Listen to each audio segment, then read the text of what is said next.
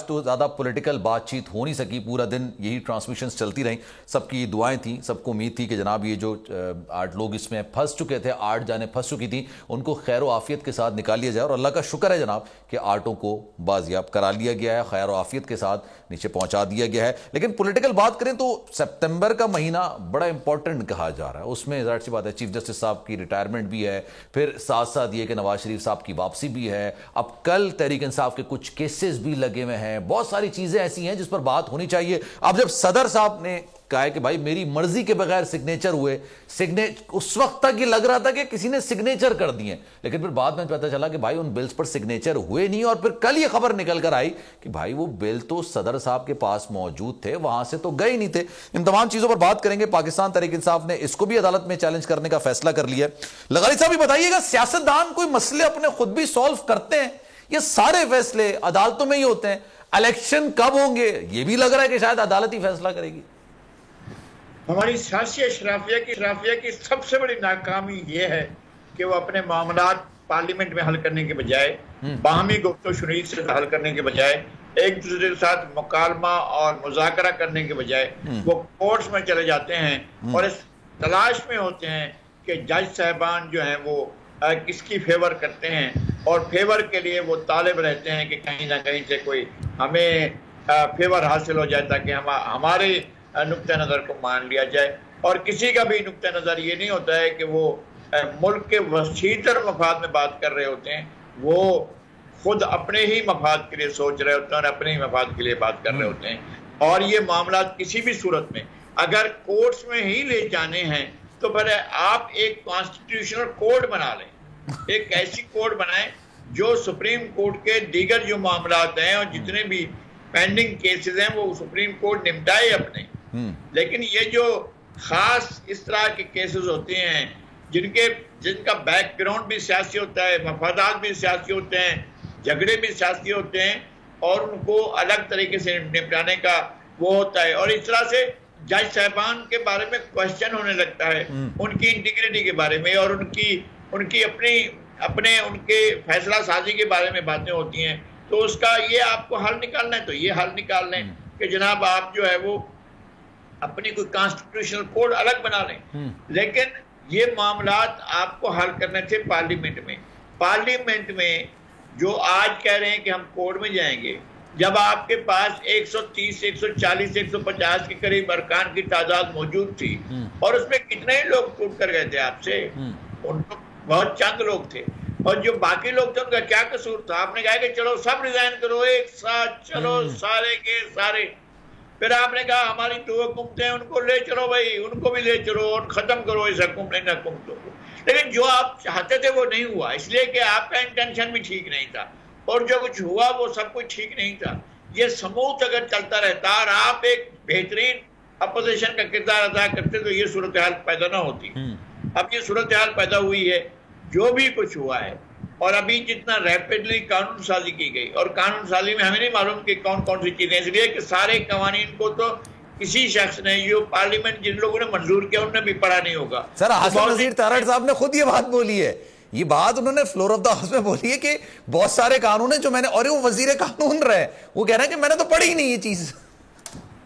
बस यही हुआ है कि जो लोग कानून बना रहे हैं वो मुसवदा हाथ में लेकर पढ़ते हैं और उसको जो है वो हाँ मंजूर है ना मंजूर है, आवाज भी वो जो कुर्सी पर बैठे होते हैं, मनसब पर बैठे होते हैं, वो ये भी नहीं सुनते हैं कि हाँ की ज्यादा है या ना की ज्यादा। मैं समझता हूँ कि ये हाँ कि ज्यादा मंजूर हो गया। ठीक है। तो अच्छा सर, मैं अगर प्रिसाइजली बात करूं इस सदर वाले मामले की, फिर मैं अब्दुल्ला साहब की तरफ भी जाऊंगा। सदर साहब ने आर्टिकल 75 जो क्लियरली लिखा हुआ है कि आपके पास एक बिल आता है और उसमें तरमीम भी की गई, बिल आएगा आपके पास, आपने 10 दिन तक उसका जवाब देना, या तो आपने सिग्नेचर करना है या फिर आपने वापस भेजना है। लेकिन तरमीम से पहले अगर वो सिग्नेचर नहीं भी करते थे तो 11वें दिन वो कानून बन जाता था। फिर उसकी एक झेली एक शेक निकल कर आई कि वो वापस जा सकता है ज्वाइंट सेशन में, कौमी असेंबली में, पार्लियामेंट में, और अगर दोबारा सदर के पास आता है फिर भी अगर वो साइन नहीं करते हैं तो फिर कानून बन जाएगा। सर ये मामला भी अगर अब अदालत में जाएगा, इससे पहले हमने देखा कि कई बिल आए वो सदर साहब ने वापस भेज दिए। प्रिसाइजली इस बिल पर ऐसा रवैया क्यों था? इसमें कोई जानिबदारी वाला मामला था या अब कानून का इल्म नहीं था? क्या समझूं सर इसको?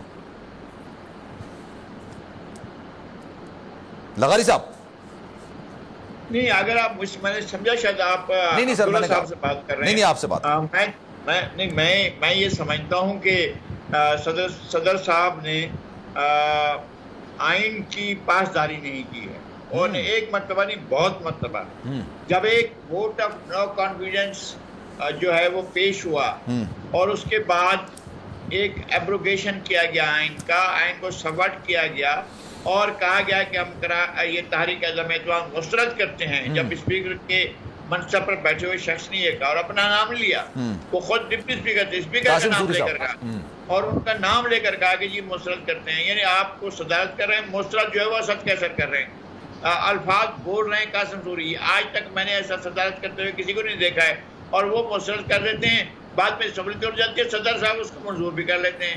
कि तो सुप्रीम कोर्ट ने अपना इस आइन के इतने बड़े वारदात के बाद जो है, जो आइनी वारदात की गई थी, उसके बाद सारी सूरत हाल को वापस किया और कहा कि जनाब चलें अब फलां तारीख को फलां वक्त जाकर इसका वोटिंग कराएं। उस वक्त भी कोई ना कोई चीज़ें ऐसे चक्कर डालेगा, बल्कि ये तक आ गया कि जी हम जा रहे हैं, हमने रिजाइन कर दिया है।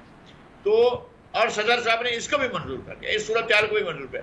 जब नए कायदे ऐवान का इंतखाब हुआ तो सदर साहब की जिम्मेदारी थी कि उनसे हल्फ ले, उनने हल्फ नहीं लिया।